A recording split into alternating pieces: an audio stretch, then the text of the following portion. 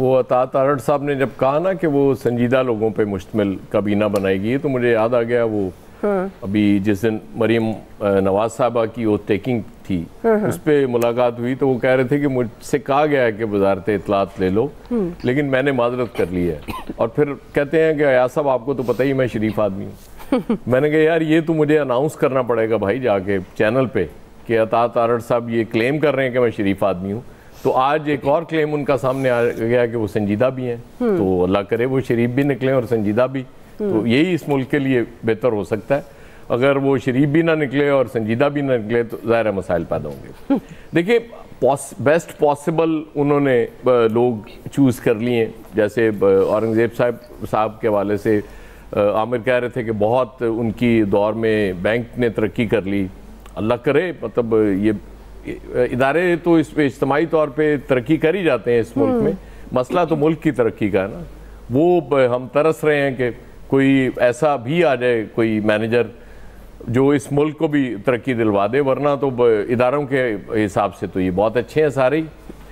اپنے بزنس ان کے ماشاءاللہ جتنے بھی آپ کے پولیٹیشنز بھی ہیں بزنسز بھی ان کے بہترین چلتے ہیں. مسئلہ وہی آتا ہے جہاں ملک کی بات آتی ہے تو پھر وہ ظاہر ہے وہ پچھلی حکومتیں. اب ان کے لیے سب سے بڑا مسئلہ جو شہباز شریف صاحب کے لیے ہوگا یہ نہیں کہہ سکیں گے کہ جی پچھلی حکومت یہ کر گئی کیونکہ وہ جو 16 مہینے انہوں نے کیے ظاہر ہے اسی کا تسلسل ہے آگے. وہ مجھے یاد آ رہا ہے کہ کسی نے کہا تھا ان سے نا کہ آپ تو چھٹی پہ جا رہے ہیں اور واپس آ جائیں گے. اور وہ دیکھیں کچھ بعض دفعہ نا وہ کچھ لوگوں کی زبان بھی کالی ہوتی ہے کہ وہ کچھ کہتے ہیں تو اس کے مطابق ہو بھی جاتا ہے. تو شہباز شریف صاحب واپس آ گئے اور آج وہ پھر ایک بار اس ملک کے پرائم منسٹر ہیں. چیف منسٹر ہوا کرتے تھے پھر چیف منسٹر بن گئے پھر بن گئے. آج وہ پرائم منسٹر کے بعد دوبارہ پرائم منسٹر بن گئے. اور اب گورنمنٹ پیورلی ان کی ہے گورنمنٹ. اس میں پیپلز پارٹی نہیں ہے. اور پیپلز پارٹی والوں کا ڈسکلیمر پہلے دن سے جاری ہے کہ جی ہم ان کو سپورٹ کریں گے. گورنمنٹ انہوں نے کارکردگی انہوں نے دکھانی ہے لہٰذا اور زیادہ مشکل ہوگا. اگرچہ پیپلز پارٹی نے پہلے بھی وہ اپنے حصے کا بوجھ اٹھانے کے لیے تیار نہیں ہے وہ کہ 16 مہینے ہمارے پاس بھی وزارتیں تھیں. وہ یہی کہتے ہیں کہ چونکہ پرائم منسٹر ان کے تھے مین وزارتیں بھی ان کی پاس تھیں لہٰذا یہی ذمہ دار ہیں ان 16 مہینے کے جو بھی کارکردگی رہی ہے. تو اس حوالے سے اب شہباز شریف صاحب پہ اور زیادہ بوجھ پڑ گیا ہے. اور پھر جس طرح کہ آپ نے اپنے انٹرو میں بھی کہا کہ نواز شریف صاحب نے کہا کہ فوری کریں اور مطلب شہباز شریف صاحب کے لیے یہ بھی بڑا مسئلہ ہوگا کہ ادھر نواز شریف صاحب کا پریشر ہوگا کہ یہ اس چیز کو یوں کر لو. کچھ پریشرز ان پہ آلریڈی ہیں ہوں گے. اسٹیبلشمنٹ کے بھی پریشر ہوں گے کہ یہ فلاں چیز کیونکہ جو چیزیں اس وقت گول سیٹ کیے ہوئے ہیں وہ بنیادی طور پہ اسٹیبلشمنٹ نہیں کیے ہوئے معیشت کے حوالے سے بھی. تو لہٰذا شہباز شریف صاحب کو ادھر کی بھی سننی پڑے گی ادھر کی بھی سننی پڑے گی اور پھر درمیانی کو راستہ نکالنا پڑے گا. میرا خیال جتنا اختیار زیادہ دے دیا جائے شہباز شریف صاحب کو وہ زیادہ اچھا ہے. لیکن مجھے نظر نہیں آتا کہ یہ ہوگا. بریگیڈیئر صاحب ادھر کی سنی ادھر کی سنی پھر وہ یہ نہ ادھر کے رہے نہ ادھر کے رہے. بریگیڈیئر صاحب کیسے دیکھ رہے ہیں آپ؟ دیکھیں بات یہ کہ it's going to be very difficult time اور ہم یہ نہیں کہہ سکتے کہ پرائم منسٹر بن گئے تو بڑے آرام سے ٹائم گزار لیں گے. یہ 2 سال جو وہ کہہ رہے ہیں اقبال حسن صاحب بالکل ٹھیک ہے. It is very difficult. Depend یہ کرتا ہے کہ امیڈیٹلی یہ کیسے اپنے گھر کو ٹھیک کرتے ہیں. How they put the house in order. یہ ایک بہت بڑا چیلنج ہے جس کے اندر سب سے بڑی اکانومک پالیسی بنانی ہے. نمبر 2 بات ہے کہ آئی ایم ایف سے امیڈیٹلی ڈائلاگس ہونی ہے. اس پہ ڈپینڈ کرتا ہے کہ یہ کتنا اپنا گھر ٹھیک کرتے ہیں. They can convince I M F World Bank کو ہر بات ان کی ماننے کے بجائے کہ دیکھیں جی ہم نے اتنی منسٹریز ہیں 17 منسٹریز ہم نے ان کو کلوز کرے جو نہیں کچھ کام کر رہی ہیں اس سے ہم اتنا پیسہ سیو کر لیں گے. ایف بی آر کو ہم اس شیلٹر کی انکم ٹیکس کو اتنا ٹھیک کریں گے اتنا پیسہ ہم ریکور کریں گے. پرائیویٹائزیشن سے انلیسلی جو ہمارے پاس بہت بڑا بوجھ ہے 700-800-900 ارب روپے کا وہ ہم کیسے ریلیو کر لیں گے. یہ چیزیں کر کے جب جائیں گے ورلڈ میں then you win the day and then you can convince people کہ ہم نے اپنا کام کیا. دیکھیں ہم نے آپ کو ٹیکس نہیں لگانے دیے اور ہم نے ان ہاؤس ٹھیک کر کے ہم اتنا پیسہ بچائیں گے جو آپ کو دیا. ہم نہ پیٹرول کی قیمت بڑھا رہے ہیں نہ بجلی کی بنا رہے ہیں نہ ٹیکس لگا رہے ہیں. یہ فنیش ہے. اس کے بعد ایس آئی ایف سی کو کیسے لے کے چلنا ہے دیٹ از دا فنیش جن کے ہاتھ میں ہے. گرین پاکستان مہندر ملٹ جس میں $10 ٹریلین ہیں اور اس کے ساتھ IT، یہ فیکٹر کو کیسے لے کے چلتے ہیں، یوتھ کو کیسے سیٹسفائی کرتے ہیں، جو کہ آپ کی 65% ہے. کافی حد تک انہوں نے اپنی ایک جو لائن دی شو کر دی ہے، اس کو کیسے مینیج کرنا ہے.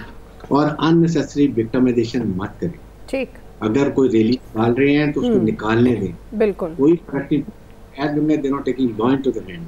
اگر آپ نے لیڈرز کو پکڑنا ہے، بند کرنا ہے، لاٹھی مارنی ہے، جس سے گرا کرا کے پھینکنا ہے، police has to very polite. Pakistani ایٹ پولیس ان کی پروٹیکشن کے لیے یہ چیزیں اگر ہم کر لیتے ہیں تو کافی حد تک کامیاب ہوں گے. ساتھ آپ کی جو آسٹیریٹی ڈرائیو ہے وہ ضرور کریں کہ آپ نے منسٹری میں خرچ کیسے بند کرنا ہے.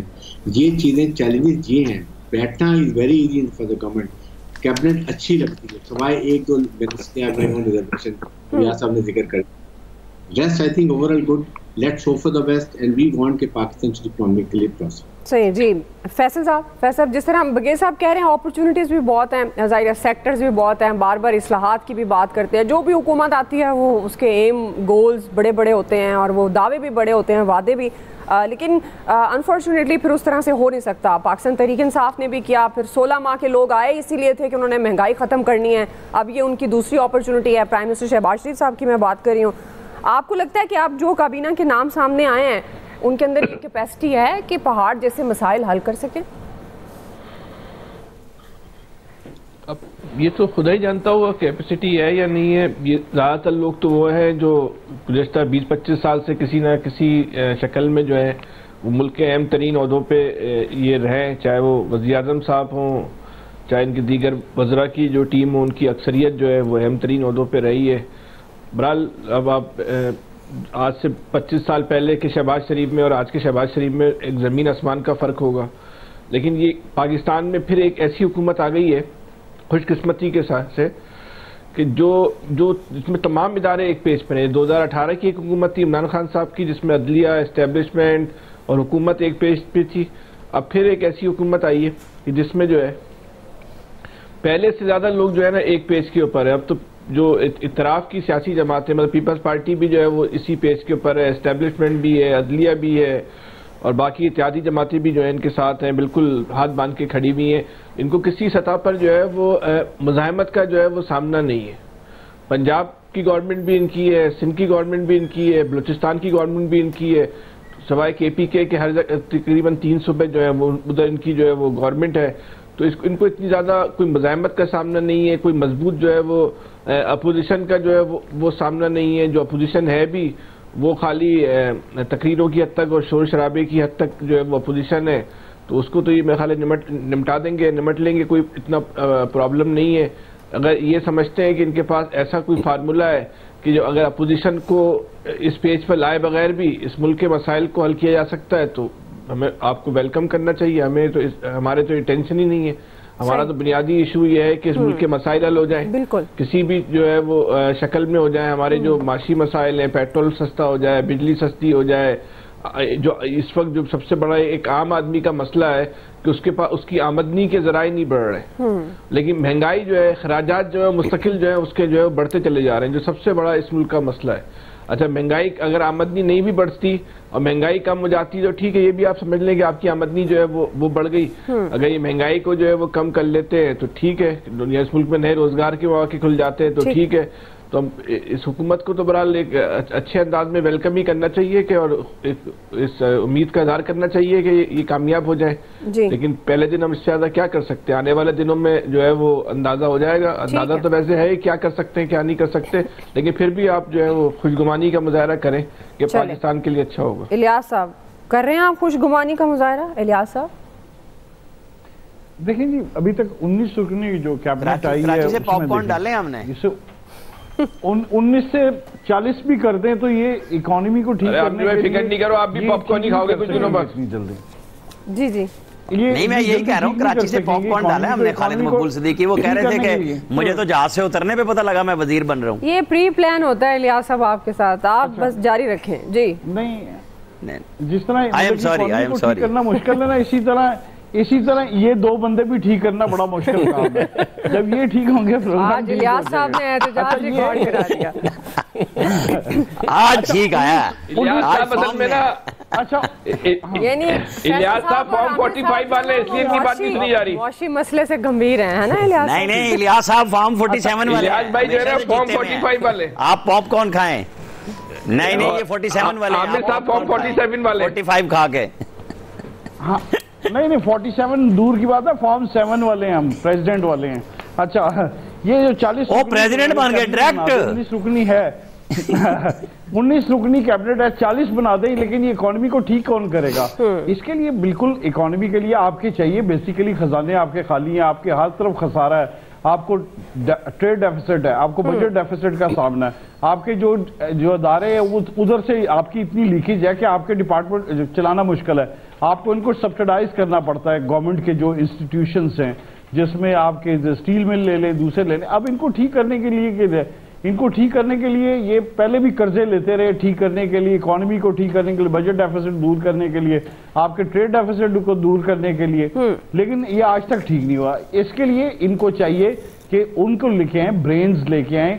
पिछली गवर्नमेंट में भी देखें 5 फाइनेंस मिनिस्टर लेके आए थे, अब ये भी लेके आए हैं, बिल्कुल लेके आए, इसको चलाएं, बिल्कुल देखें कि आपकी इकोनॉमी किस तरह चलेगी, आपके लोगों को रोजगार किस तरह मिलेगा। बजाय कि आपने IMF का जो निगरान गवर्नमेंट सेटअप में आपने एजेंडा पूरा किया, बिजली के बिल बढ़ाए, गैस के बिल बढ़ाए, आपने टैक्सेस लगाए, आपने टैक्स नेट बढ़ाने की बजाय उन जिन लोगों पर टैक्स लगता है उन पर मजीद टैक्स लगाए।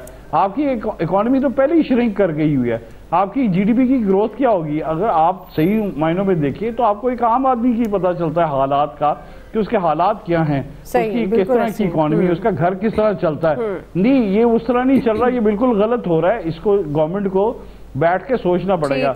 अगर इकोनॉमी में स्टेबिलिटी आती है तो फिर इनको इस पर इकोनॉमी को भी रिवाइवल के लिए भी एक पेज पर आना पड़ेगा, इसमें तमाम पॉलिटिकल पार्टीज को लेकर आना पड़ेगा, वरना ये मसला इसी तरह रहेगा। चले सही है, बिल्कुल एक ठोस हिकमत अमली की तो ज़रूरत है। अभी जिस तरह दीगर एक्सपर्ट्स का ये कहना है कि आगाज़ है और वेलकम करना चाहिए अच्छी उम्मीद के साथ कि ये काबीना वाकई डिलीवर करे और ये जो मौशी मसाइल हैं पाकिस्तान के वो हल हों। क्विकली ब्रेक के बाद वापस आ रहे हैं। दूसरा बड़ा सवाल, एहतजाज करेंगे, PTI ये कहती है रियायत नहीं देंगे, मरियम नवाज ने ये रद्द अमल दिया है। हम सवाल ये रख रहे हैं कि सियासी इस्तेहकाम की खातिर PTI और हुकूमत के पास दरमियानी रास्ता क्या है? राय लेंगे ब्रेक के बाद।